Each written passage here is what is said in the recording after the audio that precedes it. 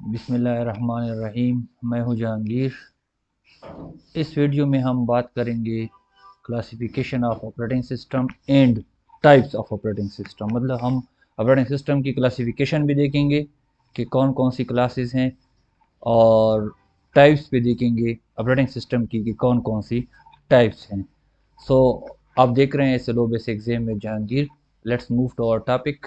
सबसे पहले हम क्लासिफिकेशन ऑफ ऑपरेटिंग सिस्टम की बात करते हैं। हमारे पास ऑपरेटिंग सिस्टम की दो क्लासेस हैं, या हमने दो ग्रुप्स में तकसीम किया है। और उसकी जो मेन रीज़न है वो ये है कि हमारे ऑपरेटिंग सिस्टम जिस सिस्टम पे है उसके यूज़र कितने हैं। हमारे पास पहला टाइप का जो ऑपरेटिंग सिस्टम है वो सिंगल यूज़र के लिए है, और दूसरे टाइप का जो ऑपरेटिंग सिस्टम है वो मल्टी यूज़र के लिए है। तो इसलिए इसके नाम भी हैं। पहली क्लास जो है इसकी सिंगल यूज़र ऑपरेटिंग सिस्टम, और दूसरी क्लास जो है वो है मल्टी यूज़र ऑपरेटिंग सिस्टम। इसको मैंने पॉइंट्स में लिखा है, आपको याद करने में बहुत आसानी होगी। सबसे पहले हम बात करते हैं कि इन दोनों के दरमियान लॉगिन का डिफरेंस होता है कि कितने यूज़र जो है उस पर लॉगिन हो सकते हैं, मतलब कितने यूज़र उसको इस्तेमाल कर सकते हैं। हमारे पास सिंगल यूज़र जो है, जिसका इसका नाम है, इसका एक ही यूज़र होता है, सिंगल यूज़र होता है। मल्टी यूज़र जो है उसको एक ही वक्त में मल्टी यूज़र जो है उस ऑपरेटिंग सिस्टम पे काम कर रहे होते हैं। अच्छा, उसके बाद हम रिसोर्सेज की बात करते हैं। हमारे कंप्यूटर सिस्टम की जो रिसोर्सेज हैं, जिस तरह रैम है, सीपीयू है, इनपुट आउटपुट डिवाइसेस हैं, सिंगल यूज़र ऑपरेटिंग सिस्टम में that are owned and used by single user. मतलब एक ही शख्स के होते हैं और एक ही शख्स जो है उसको इस्तेमाल कर रहा होता है। और मल्टी यूज़र ऑपरेटिंग सिस्टम की में जो सिस्टम के रिसोर्सेज होते हैं that are shared among users, और यूज़र्स के दरमियान वो शेयर होता है मेमोरी और प्रोसेसर वगैरह। फिर हमारे पास तीसरा पॉइंट इसमें आता है कि कौन से कंप्यूटर्स पे ये ऑपरेटिंग सिस्टम इस्तेमाल होते हैं। सिंगल यूज़र ऑपरेटिंग सिस्टम जो है वो माइक्रो कंप्यूटर्स पे इस्तेमाल होते हैं, जबकि मल्टी यूज़र ऑपरेटिंग सिस्टम जो हैं वो mini and main frame computers पे नॉर्मली इस्तेमाल होते हैं। इसके अलावा नेटवर्क्स पे भी इस्तेमाल हो सकते हैं। चौथा पॉइंट हमारे पास है मेमोरी, स्टोरेज एंड सीपीयू। इसका हम कंपैरिजन करते हैं तो हमारे पास सिंगल यूज़र ऑपरेटिंग सिस्टम जो होता है उसकी memory require less memory, less storage and less powerful CPU.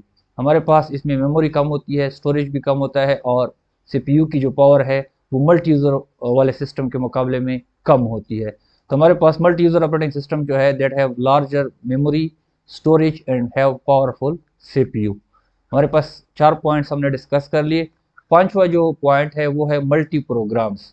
हमारे पास सिंगल यूज़र ऑपरेटिंग सिस्टम जो होता है it can run multi programs at the same time. एक ही वक्त में एक यूज़र जो है, हमारे जिस तरह हमारे कंप्यूटर्स होते हैं, माइक्रो कंप्यूटर जिसको हम लोग इस्तेमाल करते हैं, उस पर जो है एक वक्त में कई प्रोग्राम जो है आप चला सकते हो।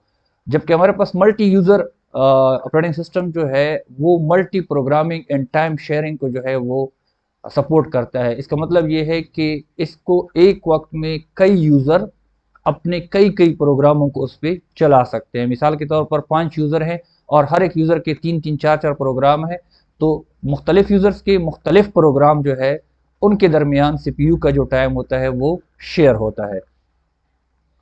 उसके बाद एडमिनिस्ट्रेटर। हमारे पास सिंगल यूज़र ऑपरेटिंग सिस्टम जो होता है don't require in case of personal use. अगर सिर्फ मैंने ही अपने कंप्यूटर को इस्तेमाल करता है तो फिर मुझे एडमिनिस्ट्रेटर की ज़रूरत ही नहीं है। मेरे अपने रिसोर्सेज हैं, मेरा अपना सिस्टम है, तो मैं इसको इस्तेमाल करता हूँ। लेकिन अगर मैंने बाकी लोगों को भी देना है तो फिर उसमें मैं बना सकता हूँ यूज़र नेम और पासवर्ड दे के। लॉगिन के लिए जो इन्फॉर्मेशन होती है वो दे के जो है किसको मैं कितनी इजाज़त देता हूँ, फिर उससे मैं वो कंट्रोल कर सकता हूँ। लेकिन नॉर्मली जो है इसमें ज़रूरत नहीं होती। और मल्टी यूज़र ऑपरेटिंग सिस्टम जो होता है is responsible for assigning and manage user. इसमें एडमिनिस्ट्रेटर होता है, ज़रूर होता है, क्योंकि रिसोर्सेज जो हैं वो कई यूज़र के दरमियान शेयर होते हैं। तो इसलिए उन यूज़र के दरमियान जो है उनको कौन से यूज़र नेम और पासवर्ड देने हैं, रिसोर्सेज किसको देने हैं, किससे लेने हैं, ये सारे काम जो है वो मल्टी यूज़र ऑपरेटिंग सिस्टम की जिम्मेदारी बनती है। इसकी एग्जांपल्स हमारे पास हैं डॉस, विंडोज़ एक्सपी, विंडो 10 वगैरह वगैरह। और हमारे पास मल्टी यूज़र ऑपरेटिंग सिस्टम जो है इसकी example Windows NT, Unix, Linux वगैरह वगैरह, ये इसकी टाइप्स हैं। तो हमने क्लासेस में जब बात शुरू की क्लासिफिकेशन ऑफ कंप्यूटर्स की, हमने कहा कि दो क्लासेस हैं, सिंगल यूज़र ऑपरेटिंग सिस्टम और मल्टी यूज़र ऑपरेटिंग सिस्टम। इसमें हमने पॉइंट्स को डिस्कस किया। सबसे पहले हमने लॉगिन को देखा कि इस पे सिंगल यूज़र होता है, उस पर मल्टी यूज़र होता है। फिर हमने रिसोर्सेज की बात की कि इसके एक ही शख्स इस्तेमाल करता है और वो शेयर होते हैं। तीसरे हमने कंप्यूटर्स की बात की कि ये सिंग माइक्रो पे इस्तेमाल होता है और वो मिनी और मेन फ्रेम कंप्यूटर पे इस्तेमाल होता है। फिर हमने मेमोरी, स्टोरेज और सीपीयू को देखा। फिर हमने मल्टी प्रोग्राम्स को देखा कि जो है ना इस पे मल्टी प्रोग्राम्स चल सकते हैं, उसमें मल्टी यूज़र और मल्टी प्रोग्राम्स दोनों जो है चल सकते हैं। एडमिनिस्ट्रेटर की हमने फिर देखी कि किस में किसकी ज़रूरत होती है, और फिर हमने इसके एग्जाम्पल देखे। तो ये हमारे पास क्या है, क्लासिफिकेशन ऑफ ऑपरेटिंग सिस्टम। उसके बाद टाइप्स ऑफ ऑपरेटिंग सिस्टम हैं।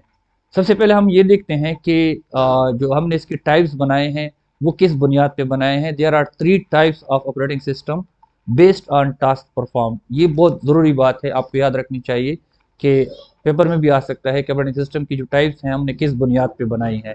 तो यू शुड रिमेंबर कि that are based on task perform, के मतलब वो कौन सा काम करते हैं। उनमें पहला जो है वो है हमारे पास बेच प्रोसेसिंग सिस्टम। बेच कहते हैं कि जिसकी एक ही लेवल हो, एक ही लेवल पे जब कोई काम हो रहा हो तो उसको हम बेच कहते हैं। मिसाल के तौर पर आप लोगों ने सुना होगा, एक तो आपके क्लास फेलो होते हैं जो आपके साथ क्लास में बैठे होते हैं, लेकिन अब अभी अगर आप 9th क्लास में किसी दूसरे स्कूल में जो है बच्चा है वो 9th क्लास में है, अभी वो आपके साथ एक ही लेवल में है, तो आपका बेच जो है वो सेम है। तो बेच का मतलब ये होता है जिसका लेवल जो है वो सेम होता है। तो यहाँ पे बेच प्रोसेसिंग सिस्टम से हमारी क्या मुराद है, इससे हमारी मुराद ये है कि जॉब्स जो होती हैं, टास्क जो होते हैं, काम जो होते हैं, प्रोसेसेस जो होते हैं, उनको इकट्ठा किया जाता है। पहले एक काम कंप्लीट हो जाता है, फिर उसके बाद दूसरा काम कंप्लीट हो जाता है, फिर तीसरा काम जो है वो शुरू हो जाता है। जब वो खत्म हो जाता है तो फिर चौथा आ जाता है। तो इसमें क्या है, jobs are grouped and executes one by one, मतलब जॉब का टास्क का एक ग्रुप बनाया जाता है और उनको वन बाय वन जो है प्रोसेस किया जाता है। और ये कहाँ पे सूटेबल होता है, suitable where large amount of data is collected and need to be processed. ये उन जगहों पे बहुत ज़्यादा फ़ायदेमंद होता है जहाँ पे बहुत बड़ी तादाद में डेटा जमा किया जाता है और फिर उनको प्रोसेस करने की ज़रूरत होती है। वहाँ पे जो है बैच प्रोसेसिंग सिस्टम जो है बहुत ज़्यादा फ़ायदेमंद है। इसकी एग्जांपल्स जो हैं, जब हमारे पास यूटिलिटी बिल्स होते हैं, जिस तरह बिजली और गैस के बिल हो गए, या हमारे पास मिसाल के तौर पर फेडरल बोर्ड है, उसमें बहुत लाखों बच्चों ने इम्तिहान दिया होता है, तो उनकी जो डीएमसीज वगैरह होती हैं, एग्जामिनेशन रिपोर्ट कार्ड्स वगैरह होते हैं, तो बहुत सारे लोगों का जगह एक जगह पे डेटा जमा हो जाता है, उनके हमने प्रिंट निकालने होते हैं। तो उनको क्या किया जाता है कि उनके एक बेचेस बनाए जाते हैं। तो पहले वो बेच प्रिंट हो जाता है, फिर दूसरा बेच शुरू हो जाता है, फिर तीसरा बेच शुरू हो जाता है। तो इसी तरह बिजली के बिलों में और गैस के बिलों में भी इसी तरह होता है कि उनके बेजेस बनाए जाते हैं और बेजेस जो है वन बाय वन जो है वो एग्जीक्यूट होते हैं, प्रोसेस होते हैं और प्रिंट उनके निकल आते हैं। So this is a batch processing system, jobs are group and executed one by one. ये इसका मेन पॉइंट है। फिर उसके बाद हमारे पास दूसरा सिस्टम है, उसको हम कहते हैं टाइम शेयरिंग सिस्टम। अच्छा, टाइम शेयरिंग सिस्टम में क्या होता है कि सीपीयू का जो टाइम होता है, मतलब एक प्रोसेसर जो है प्रोसेसिंग कर रहा है उसका जो टाइम है, मिसाल के तौर पर नीचे उसके 5 प्रोसेस पड़े हैं, इसको थोड़ा सा टाइम देता है, फिर इसको देता है, फिर इसको देता है, फिर इसको देता है, फिर इसको देता है। तो ये टाइम जो है इनके दरमियान शेयर हो रहा होता है। तो यूज़र को ऐसे लग रहा होता है कि ये सारे प्रोसेस एक ही वक्त में चल रहे हैं, हालांकि वो एक वक्त में प्रोसेस जो है ना चल नहीं रहे होते, वो टाइम शेयरिंग की वजह से होते हैं। Users run different program, user जो है टाइम शेयरिंग में मुख्तलिफ प्रोग्राम चलाते हैं। CPU switched rapidly between programs so that user program execute simultaneously. CPU जो है, मिसाल के तौर पर ये सीपीयू है, 5 प्रोसेस हैं, कुछ माइक्रोसेकंड इसको मिलते हैं, फिर ये बाहर निकल आता है, फिर दूसरा आ जाता है, उसको कुछ माइक्रोसेकंड मिलते हैं, फिर तीसरा आता है, कुछ माइक्रोसेकंड मिलते हैं, चौथा आता है, कुछ माइक्रोसेकंड मिलते हैं, पांचवा आता है, कुछ माइक्रोसेकंड आता है मिलते हैं उसको, फिर जो है ना दोबारा पहले से शुरू होता है माइक्रोसेकंड। तो ये जो टाइम इतनी तेजी, माइक्रो सेकंड हमारे लिए एक सेकंड भी बहुत छोटा होता है, माइक्रो सेकंड मीन्स सेकंड का 1,00,000वां हिस्सा। तो वो इतनी तेजी से जो है प्रोसेस के दरमियान चेंज होती है कि यूजर को ऐसा लग रहा होता है कि उनके सारे प्रोसेस जो है एक ही वक्त में प्रोसेस हो रहे हैं। और ये जो है नॉर्मली हमारे पास मिनी कंप्यूटर और मेन फ्रेम कंप्यूटर्स में इसकी ज़्यादा ज़रूरत होती है, क्योंकि हमारे पास उनको कई लोग इस्तेमाल कर रहे होते हैं, तो उनकी मुख्तलिफ प्रोसेसेस होते हैं और उनके दरमियान जो है हमारा सीपीयू जो है उनके दरमियान शेयर होता है, उनका टाइम जो है वो शेयर होता है। अच्छा, it is used in organization like airline, hotel, where many user need access to CPU. ये ऐसे इदारों में इस्तेमाल होता है जहाँ पे बहुत सारे लोगों ने, मिसाल के तौर पर यूनिवर्सिटी है, उसमें बहुत सारे स्टूडेंट ने मेन फ्रेम उसका जो सिस्टम है उसको एक्सेस करना है, तो इस्तेमाल करना है, तो उसका CPU जो है बहुत सारे स्टूडेंट के दरमियान शेयर हो रहा है। तो अब जो है टाइम शेयरिंग के अलावा अगर टाइम शेयरिंग ना होती, मिसाल के तौर पर एक स्टूडेंट लगा है, अब वो लगा है, बाकी सारे लोग उसके लिए इंतज़ार कर रहे हैं, तो ये जो है उसका फिर एफिशिएंट यूज़ हमारे सिस्टम का नहीं हो सकता था। तो इसलिए जो है टाइम शेयरिंग सिस्टम की वजह से ये चीज़ पॉसिबल हो गई है। तीसरी चीज़ हमारे पास आती है real time system. Real time का मतलब ये है कि जिस वक्त जो काम हो रहा है, मतलब अब जो चीज़ जिस वक्त हमें चाहिए उसी वक्त हमारा सिस्टम उसका रिस्पांस दे, इसको हम कहते हैं रियल टाइम सिस्टम। और this is developed for special application, must process data and produce response with in specified time. कि जितना टाइम आपने दिया है, मिसाल के तौर पर मुझे 1 सेकंड के अंदर अंदर इसका रिस्पांस चाहिए, तो 1 सेकंड के अंदर अंदर वो यूज़र को रिस्पांस दे, इसके लिए हमारे पास रियल टाइम सिस्टम इस्तेमाल होता है। Used in oil refinery, military and space exploration. मिसाल के तौर पर जो ऑयल रिफाइनरी होती है जहाँ पे तेल साफ किया जाता है, वहाँ पे एक टेम्परेचर का एक लेवल होता है, वहाँ तक जो है ना टेम्परेचर मेंटेन रखना होता है उन लोगों ने। जाहिर बात है गर्माइश होती है, टेम्परेचर बढ़ता है, लेकिन उन लोगों ने क्या किया होता है कि जब भी टेम्परेचर उधर तक पहुँचता है तो रियल टाइम सिस्टम जो है उसके साथ ये कनेक्ट होता है कि फिर वो सब चीज़ों को ऑफ कर लेता है, स्विच ऑफ कर लेता है, ताकि ये ठंडे हो जाएं, फिर दोबारा वो शुरू हो सकें। अच्छा, इसके हमारे पास रियल टाइम सिस्टम जो है इसके दो किस्में हैं, एक को हम कहते हैं हार्ड रियल टाइम और एक को हम कहते हैं soft real time. Hard real time वाले वो सिस्टम होते हैं जिसमें अगर थोड़ा सा भी डिले हो जाए तो बहुत ज़्यादा डिस्ट्रक्शन हो सकती है। यही मैंने आज रिफाइनरी की मिसाल दी। मिसाल के तौर पर आपने दिया था कि जब भी टेम्परेचर जो है 100 डिग्री सेंटीग्रेड तक पहुँच जाए तो आपने सिस्टम को ऑफ करना है। अब मिसाल के तौर पर ये 100 डिग्री सेंटीग्रेड तक पहुंच गया, ये कुछ सेकंड लेट हो गया, अब कुछ सेकंड लेट हो गया, धमाके हो गए, सब कुछ उड़ गया। या मिसाल के तौर पर हमारे मिसाइल सिस्टम है, हमने मिसाइल फिट किया है कि जब भी ये डिटेक्ट करे कि दुश्मन की तरफ से कोई मिसाइल आ रहा है तो ये फौरन रिस्पांस दे।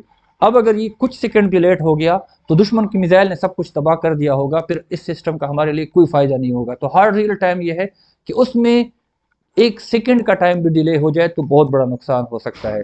सॉफ्ट रियल टाइम सिस्टम जो होता है उसने भी लिमिटेड टाइम में रिस्पांस देना होता है, लेकिन अगर थोड़ा बहुत डिले हो जाए तो उससे हमारे पास कोई सीरियस डैमेजेस नहीं हो सकती। तो ये हमने 3 टाइप्स जो हैं based on the task perform they perform, batch processing system, time sharing system और रियल टाइम सिस्टम को हमने डिस्कस किया।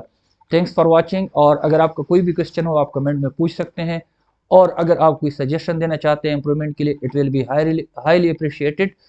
ये टॉपिक हमारा यहाँ तक था। नेक्स्ट टॉपिक में नेक्स्ट वीडियो में इंशाल्लाह फिर मिलेंगे। लेकिन आपसे एक गुजारिश कि वीडियो के नीचे सब्सक्राइब के बटन पे ज़रूर क्लिक करें, नए वीडियो के साथ फिर हाजिर होंगे। तब तक के लिए अल्लाह हाफिज़।